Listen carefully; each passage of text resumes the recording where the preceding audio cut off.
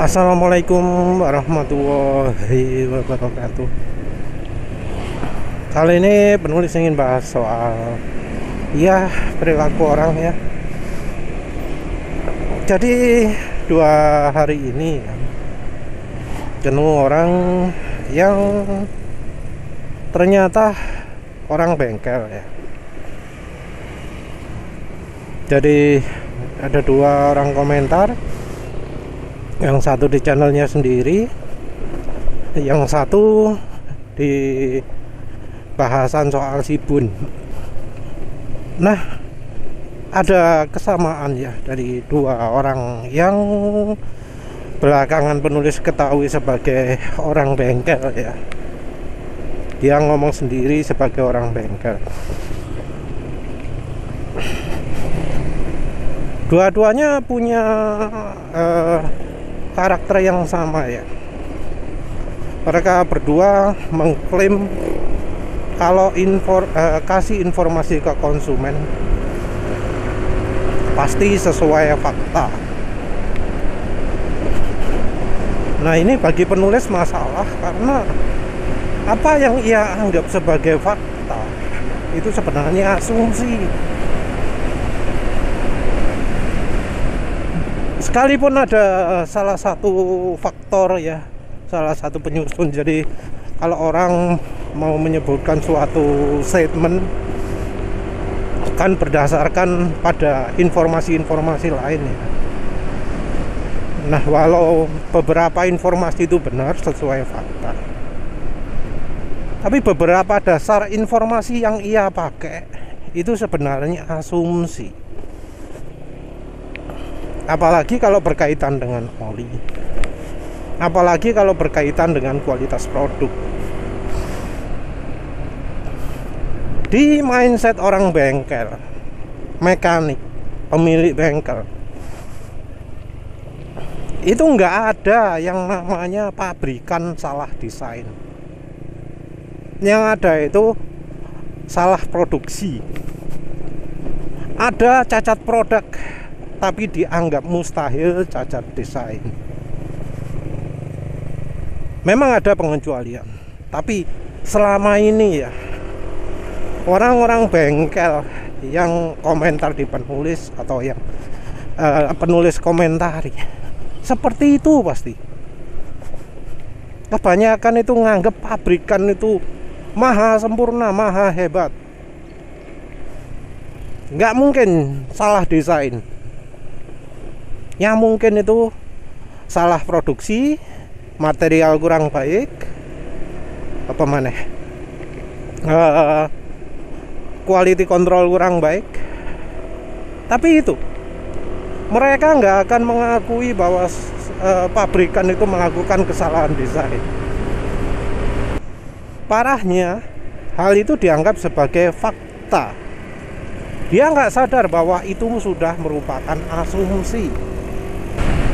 Karena jelas bahwa yang namanya pabrikan itu pasti akan melakukan kesalahan desain juga. Tapi cobalah lihat alasannya apa. Pabrikan sudah bertahun-tahun buat kendaraan, masa masih melakukan kesalahan pemula gitu ya. Yang namanya pabrikan itu sekolahnya pasti mahal. Pasti sudah meneliti bertahun-tahun, pasti sudah ngerti gimana caranya mendesain dengan baik. Perhatikan bahwa dari statement tersebut saja sudah ada asumsi-asumsi.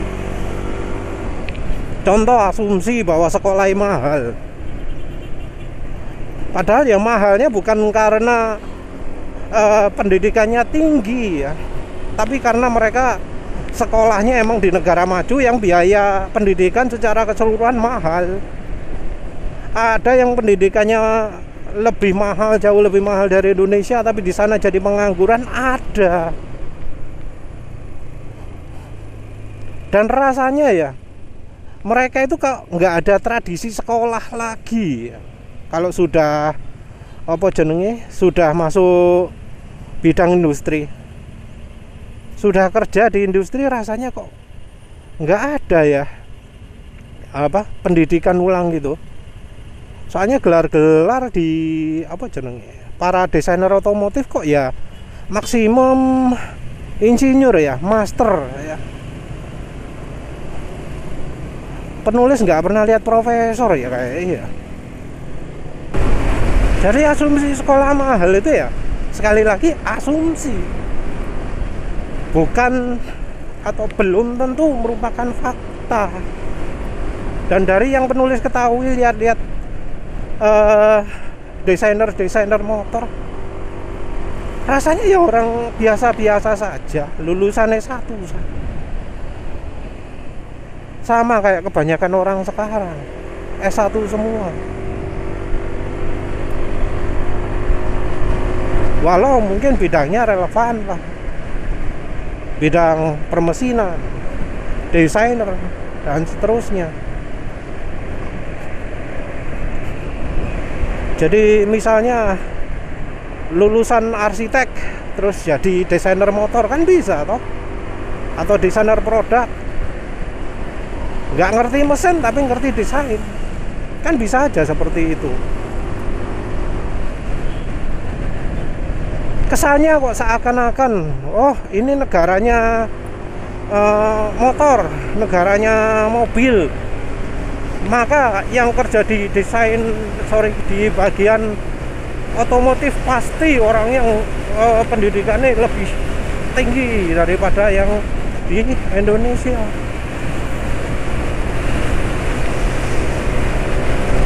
Padahal yang nggak mesti ya.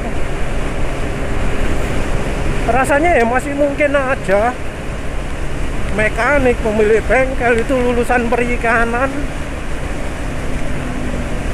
tapi kemudian jadi mekanik, jadi pemilik bengkel. Apa salah gitu ya. Di luar negeri pun juga sama ya mestinya ya. Jadi seperti itu ya. Jadi ketika penulis membahas soal suspensi, membahas soal kenyamanan, di mana motor matic itu engine mountingnya cacat desain, nggak akan mereka ngakui. Oh itu udah bener itu, kita nggak boleh otak-atik itu. Padahal ya sekarang sudah terbukti kayak di grupnya PCX, rame orang-orang ganjel apa stoppernya PCX 160, Vario 160, ADV 160. Karena ya mereka tahu itu desainnya dari pabrikan cacat, insinyurnya pabrikan nggak mikir, sudah tahu mereka. Kalau ada mekanik yang ngomong nggak mungkin dari pabrikan itu cacat desain, jelas nggak sesuai dengan fakta, tidak mengikuti fakta, alias cuma asumsi. Soal lain lagi adalah dari sisi pengalaman konsumen, dari sisi kalau ada masalah di motor konsumen. Sering ya mekanik itu ngomong motor rusak itu pasti karena konsumennya nggak ngerawat motornya. Iya, banyak konsumen yang apa jenenge tidak merawat motor, nggak memperhitungkan ganti oli, tapi mereka mukul rata gitu. Mereka menganggap semua konsumen yang motornya rusak itu adalah mereka yang telat ganti oli. Itu wes suatu yang berlebihan ya. Karena yang penulis tahu orang Indonesia itu kalau yang takut-takut justru sangat apa jenenge sangat setia sekali melakukan servis rutin walau biayanya nggak masuk akal mahalnya. Orang Indonesia itu banyak yang takut sama garansi. Jadi banyak orang Indonesia itu yang melakukan servis rutin. Dan tahu nggak, apalagi asumsi yang dikeluarkan oleh mekanik bengkel resmi, mekanik orang-orang bengkel ketika ada yang motornya rusak. Kalau misalnya orangnya rutin ganti oli, pasti ngomong oli palsu. Padahal ya kasus oli palsu ya nggak mungkin 100% kan ya. Kasus oli palsu paling ya cuma sekian gitu ya. Masa semuanya? Dari mekanik itu, dari orang-orang bengkel itu selalu berasumsi kalau olinya asli itu aman. Asumsi itu. Tapi mereka nggak sadar bahwa mereka itu sudah melakukan asumsi yang salah. Lalu mereka saja nggak sadar bahwa oli full sintetik sekarang itu sudah nggak sebaik dulu. Bedanya oli mineral dan oli full sintetik itu sudah dibilang bisa nol ya, bahkan bisa negatif. Penulis sudah jumpai beberapa oli full sintetik itu yang malah lebih jelek daripada oli mineralnya. Tapi lagi-lagi asumsi ya, yang dijadikan andalane mekanik itu. Dan sayangnya mereka nggak sadar bahwa mereka telah melakukan asumsi. Ya kalau diomongi gitu ya, kalau diayal itu nggak mungkin apa? Oli full sintetik sekarang itu bagus. Kalau misalnya ya diayal bahwa oli full sintetik itu kualitasnya sudah turun, mungkin dia akan ngasih contoh-contoh ya. Oh ada kasus ini, oh ada kasus ini gitu. Lagi-lagi ngomong kasus, dan pengalamannya juga seringnya ini saya pakai oli full sintetis terus bagus terus tuh. Saya pakai ini full sintetis bagus terus tuh. Dia nggak bandingkan full sintetik yang ini. Dia cuma ngomong satu merek. Seandainya ya oli full sintetik yang dia rekomendasikan itu ternyata tidak sesuai dengan klaim dia pasti mengeluarkan asumsi-asumsi lagi. Seperti contohnya, oh memang kalau mesin modern itu lebih mudah berlumpur walau olinya sudah full sintetik, walau sudah yang paling bagus gitu ya, tetap oli itu cepat rusak. Bukan karena salah olinya, tapi karena salah mobilnya. Jadi dari asumsi dasar ya yang salah, dia kemudian mengembangkan ke kesimpulan-kesimpulan yang salah juga.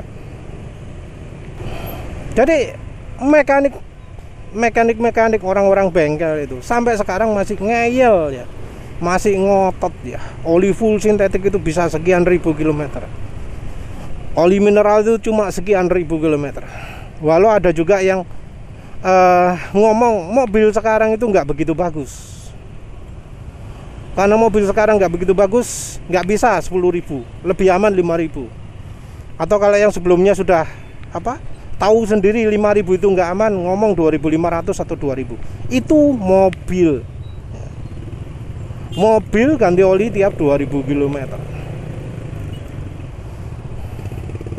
Nggak cuma motor sekarang standarnya malah lebih rendah lagi, 1.000 km. Kalau dulu 2.000, sebelumnya 4.000, sekarang itu 1.000 km. Makin lama makin turun ya. Tapi ya tetap ya, walau seperti itu,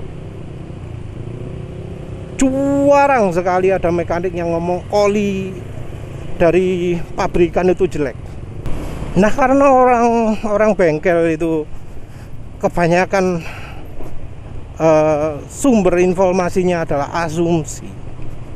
Mereka ini mudah sekali dibohongi orang. Jadi contohnya terakhir penulis ngomong soal minyak goreng. Penulis ngomong bahwa orang-orang itu sekarang mudah ketipu. Jadi banyak orang yang ngeklaim bahwa minyak goreng itu lebih mudah rusak, lebih nggak kuat panas dibanding dari oli mesin. Nah, si mekaniknya, si orang bengkelnya dengan bangganya bilang, "Yap, oli mesin itu memang jauh lebih tahan panas ya. Titik didihnya oli mesin itu 300 sampai 500 derajat. Sayangnya ya, Yang diomongkan itu kalau kita Google bisa ketemu. Ada beberapa penelitian, ada lokal ya tentunya ya. Ada beberapa media yang ngomong minyak goreng itu mendidih di suhu 175 derajat Celcius. Entah minyak goreng apa ya. Karena kalau ngomong suhu menggoreng ideal, ngomongnya kan kalau deep fry itu 225, menggoreng agak panas itu 180 atau sekitar segitu. Dan ketika kita menggoreng ya di suhu seperti itu, apa minyak gorengnya mendidih? Enggak. Entah ya, orang-orang yang ngomong 175 derajat Celcius itu sumbernya dari mana. Tapi ya lagi-lagi si orang bengkel ini berasumsi bahwa itu wow, itu pasti itu suhunya itu. Tapi secara dasar teori atau praktek dia salah. Kalau kita ngomong minyak goreng lebih rendah titik didihnya daripada oli mesin, maka cara kita mencari data itu harus cari dari orang yang sama, membandingkan antara minyak goreng dengan oli mesin. Dan itu bisa kita dapatkan. Kita tinggal cari saja informasi yang berkaitan dengan, misalnya yang paling gampang itu adalah flash point ya, titik nyala apinya. Kita cari di penelitian-penelitian yang misalnya meneliti penggunaan minyak sawit sebagai pelumas untuk pengganti oli mineral. Dan itu ada ya. Dan itu banyak. Kalau kita lihat teori, secara teori ya, bukan nggak bisa dibilang teori sih, karena itu berdasarkan praktek juga, berdasarkan pengukuran ya. Harusnya kita nggak bisa sembarang bilang bahwa itu teori. Tapi dari sisi ilmiahnya lah, kita bisa lihat bahwa minyak goreng flash point-nya itu jauh lebih tinggi daripada oli mesin. Bahkan ada yang ngomong 300 versus 200. Itu wes jomplang banget ya. Beda sekali lah. Dan dari sisi praktek, seberapa sulit sih melakukan uji perbandingan mana yang lebih tahan panas, mana yang mendidih duluan, mana yang kebakar duluan. Seberapa sulit sih melakukan uji itu? Kan mudah toh. Seperti halnya kalau kita membandingkan performa antara dua motor gitu ya, motor matic. Cara yang paling gampang gimana? Ya diadu di jalan, sama-sama dinaiki, sama-sama langsung start gaspol. Kelihatan kan ya mana yang lebih baik. Walau kita nggak tahu berapa detik yang satunya ini, berapa detik yang satunya ini. Tapi kalau kita mau membandingkan yang mana yang lebih unggul kan wis gitu aja kan cukup gitu ya. Sama lah dengan kalau kita mau membandingkan daya tahan panas. Cara paling gampang apa? Ya dipanasi bareng-bareng. Ya tentu kita nggak bisa meniru cara bodohnya dokter mobil ya, yang ketika melakukan pengujian manasinnya bareng-bareng. Yang satu dipanasi dulu dan dibikin api gede, yang lainnya enggak. Itu aneh, itu bukan cara pengujian yang normal itu. Cara pengujian yang normal itu adalah ketika kita berusaha perlakuan antara yang satu dengan yang lain itu sama, dipanasi bareng-bareng. Bagian pemanasannya juga sama persis, pemanasnya sama persis, besar apinya sama persis. Kalau bisa volumenya sama persis. Kalau diuji penulis, beda volume ini kecil ya. Jadi walau ada jelas kelihatan beda, tapi selalu konsisten. Bagian ini pasti gini gitu. Jadi gampangannya gitu, kita panasi bareng-bareng. Dan kelihatan lah bahwa yang namanya minyak goreng itu jauh meninggalkan oli mesin dalam sisi daya tahan panas. Dan ya kebetulan orang bengkel yang penulis saja omong itu terlalu ngeyel ya. Dia ngomongnya gini, saya ini bukan profesor, nggak ngerti teori, tapi uji yang Anda lakukan pasti salah. Ngaku nggak ngerti teori, ngaku nggak ngerti caranya praktek ya apa. Tapi dengan beraninya ngomong cara uji yang dilakukan penulis ini salah. Seperti itulah ya kelakuan orang mekanik bengkel itu ya, ngotot banget. Padahal sudah jelas banyak yang sumber informasi yang pakai itu adalah asumsi. Tapi asumsi tersebut ia yakini sebagai fakta. Yang oli full sintetik wis susah kalau saya ngomong soal oli full sintetik API-SN ya. Diyakini banget semua oli itu pasti sudah lulus sertifikasi. Karena buktinya di botol oli ono tulisannya API sekian. Itu standar wis paling tinggi wis. Pengujiannya sudah wis jelimet gak karu-karuan. Biaya ujinya mahal. Pasti hasilnya itu bisa dipercaya. Padahal ya justru karena biaya ujinya mahal, pabrikan oli itu banyak yang nggak melakukan pengujian. Walau ya misalnya merek oli tersebut terdaftar di lembaga API-nya, tapi itu bisa jadi cuma berlaku hanya untuk di produk negara tertentu saja.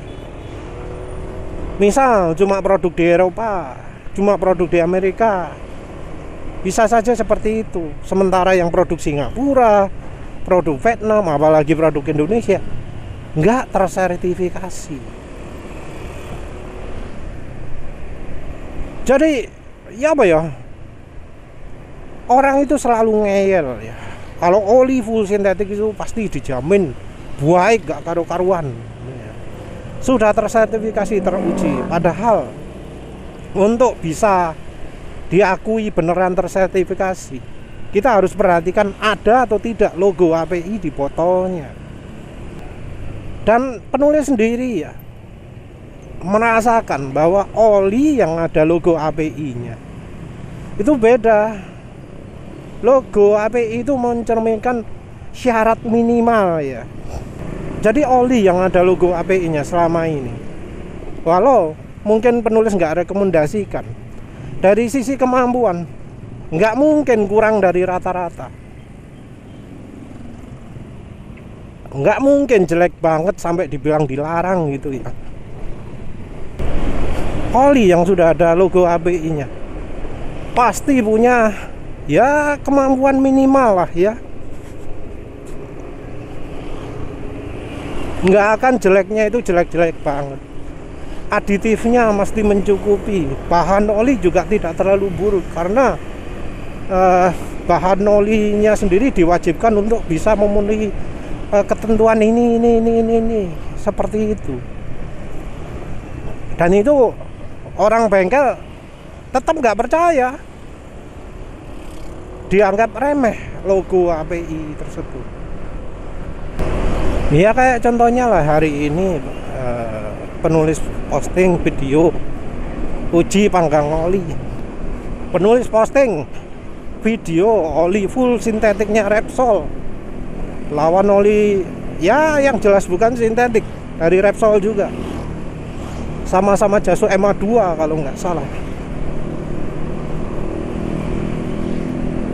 Dan ternyata apa? Yang full sintetik, yang di kemasannya ditulis kualitas terbaik, kemampuan terbaik, dari sisi macam-macamnya full gitu ya. Ketika dipanggang, ternyata cepat sekali habis. Seperti itu kondisi oli sekarang ini. Apa orang-orang bengkel ngerti hal itu? Enggak. Karena apa? Walau orang-orang bengkel itu ngomong soal, oh saya kalau ngomong selalu sesuai fakta, sesuai fakta, sesuai fakta. Soal oli, kalau dia nggak ngerti, nggak pernah coba, nggak pernah membandingkan sendiri, tahu dari mana dia? Kalau sudah pernah membandingkan, kesimpulan beda, nah itu bolehlah direspek, dihormati. Tapi kalau dia itu cuma asumsi saja dan seumur hidup nggak pernah melakukan perbandingan, ya jangan bilang itu fakta lah. Karena jelas yang ia omongkan itu bukan fakta, menyesatkan orang, menyesatkan konsumen. Yang bikin repot adalah kalau ada apa-apa, yang nanggung resiko pasti konsumen, bukan orang bengkel itu. Makanya orang bengkel itu iso ngomong seenaknya. Kalau ada masalah kerak di mesin, yang ngomongnya ya paling hebat, paling cocok ya pakai turun mesin. Padahal yang namanya turun mesin itu dengan melepas banyak komponen, resikonya besar. Oh, namanya mesin dibongkar, apalagi kalau mobil ya, perangkatnya banyak. Tapi ya lagi-lagi lah, sumber utamanya itu adalah karena dari orang bengkel itu banyak yang menganggap pengetahuan dia itu fakta, padahal sebenarnya pengetahuan dia itu adalah asumsi. Yang lebih parah adalah karena dia itu tidak melakukan verifikasi atas informasi yang dia terima. Kalau yang ngomong bengkel senior, mekanik senior, orang bengkel yang sudah sangat sepuh sekali, atau dari sales oli, atau yang kerja sebagai marketingnya oli, sebagai akuntingnya oli, pabrik oli ya, sebagai HRD ini di pabrik oli, omongan dianggap 100% bisa dipercaya. Padahal bisa jadi itu yang disebut dalam tanda kutip pabrik oli itu nggak produksi oli sendiri. Dia produksinya nebeng ke pabrik lain seperti Baria Tradingco, Pacific Lubritama, Nusaraya Putra Mandiri dan seterusnya. Nggak produksi sendiri. Jadi dia sama sekali nggak punya pengetahuan soal oli. Dia cuma tahu, oh oli itu kalau yang beli di sini dikasih oli ini, gitu. Dikasih harga segini, gitu. Oh ini butuh accounting baru. Oh ini butuh marketing baru. Wes gitu toh. Soal formula oli dia sama sekali nggak ngerti. Lawang bukan dia yang produksi. Tapi yang namanya mekanik, wah, omongan ini pasti benar. Ya penulis harapkan lah ya, kalau mau ngomong klaim sesuai fakta, landasi dulu dengan sudah pernah coba sendiri. Jangan membewo omongan orang, cobaan dewe.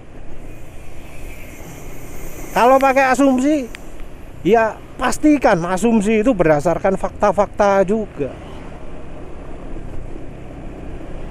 Jangan melulu asumsi. Ngomong oli full sintetik 10.000 kilo, oli mineral 3.000 kilo. Sekarang sudah nyoba lagi apa enggak? Ayo coba kayak yang penulis lakukan terakhir. Repsol Smarter full sintetik lawan Repsol apa jenenge? Repsol lawas ya, yang gambar motor bebek. Cobaan lebih bagus mana? Ya wes lah, itu aja. Terima kasih sudah menonton. Assalamualaikum warahmatullahi wabarakatuh.